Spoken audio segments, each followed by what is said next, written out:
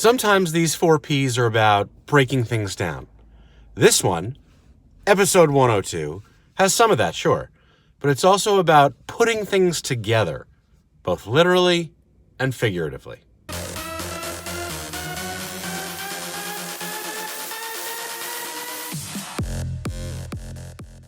And as always, feel free to comment, remark, share feedback, ask a question, or pose a challenge in the comments section below. A sad but common fact. I try to get home at least 3 to 4 nights a week to spend at least an hour with my kids before they go to bed. But that makes weekends even more important for our time together. And while there's usually a litany of activities planned, this past weekend was a bit of a tamer weekend with weather and an extra day off for MLK holidays and so few people around. So a few of those hours were spent with each kid putting together new Lego sets and putting back together older Lego sets that have since fallen on hard times. Legos. I loved them as a kid, and that's been passed on to both of my kids. But I love that it's become a part of my mental wellness routine now as an adult as well. It's kind of like a de-stressor, both in terms of together time with the kids, but also for the distracted sense of accomplishment that it can provide. And apparently I'm not alone, because Lego is increasingly appealing to adults. I never thought about it before, but I found myself looking forward to that disconnect time. And because the licensing partnerships span everything from Star Wars and Disney and Marvel and DC Comics, or just those classic police and Fire City sets, meaning there's truly something for everybody. I just have to not get upset when the kids or their friends break a set that we worked tirelessly on to get just right. Also, disclaimer, I injured myself working on Legos a bit aggressively this weekend, so still working on that mental wellness stuff.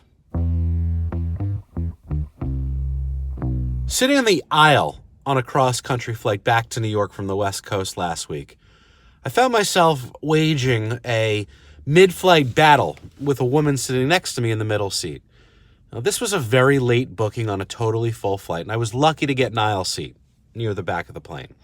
Now, I will caveat that even for all of my flying, I never have issues with other travelers. I only talk to people when talked to. I will happily stand if you need to use the lavatory. I'll even pass your trash to the flight attendant when they're collecting it. But this middle seat terrorist woman crossed a line, both literally and figuratively. And for that, she must be exposed. Now, for anyone who's ever been on an airplane, you know that there are natural, obvious divisions of space between seats. So for her to put her entire left leg and foot on the floor underneath the seat directly in front of me, she was knowingly encroaching beyond that commonly respected imaginary dividing line that separates seats, across a demarcation of personal space and comfort that is already limited by a deep row coach seat on a 6-hour flight. Now, this was a personal affront that started early, and one that I knew I could not tolerate. At first, I asked her for some space, politely, in case she was unaware of her transgression. No response, just an eye roll and a further spreading of the leg. She had a big bag underneath the seat in front of her, so she assumes that my empty floor space is hers to usurp. Fuck that. So I put my foot down, directly on top of hers, still well within the space underneath the seat in front of me. She tried to kick me, but wouldn't move. Then I plugged in my laptop power cord and the AC adapter in the middle space, in between the seats underneath, to create a physical division of space. Didn't faze her, and she kept knocking my cord out to further spread. That was the last straw. After all reasonable attempts at compromise, I began to cross my leg over to her side, accidentally spilled water all over her, and then began coughing loudly in her direction, even though I feel fine and I'm not sick. This battle continued for 5 hours. Of course, thanks to some clever sleuthing on my part, I know her name, where she works. I even know people in common with her and her boss.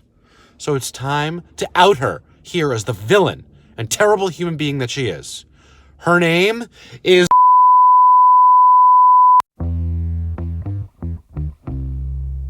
One of the biggest challenges in our industry is the legality around exclusivity.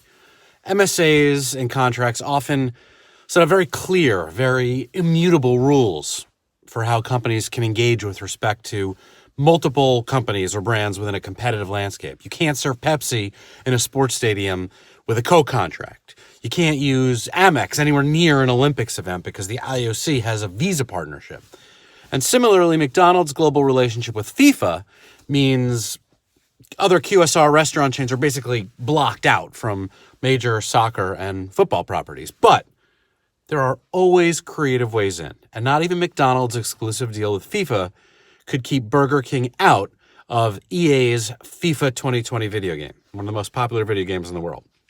And that's because BK, Burger King, sponsored the jerseys of Stevenage, an English soccer team in the 4th Division. And when FIFA's ultimate gaming mode, whether you are a professional esports player all the way down to an amateur, you could choose any jersey of any club team and make your sort of dream team. And with BK's deal with Stevenage, they're in the game. And players can put together their team with Messi and Ronaldo and Neymar, Suarez, Mbappe, whoever. Cleverly, BK has challenged gamers, even high-level esports players, to play with Stevenage BK jerseys. Then they can complete challenges and upload photos and footage to Twitter and Snapchat and TikTok and Instagram. And then those people are eligible for free Burger King food. This has created millions of impressions for Burger King in and around the esports space, the EA FIFA space, and the internet overall, circumventing McDonald's probably multi-million-dollar partnership. This idea brilliantly blurs the line between online and offline.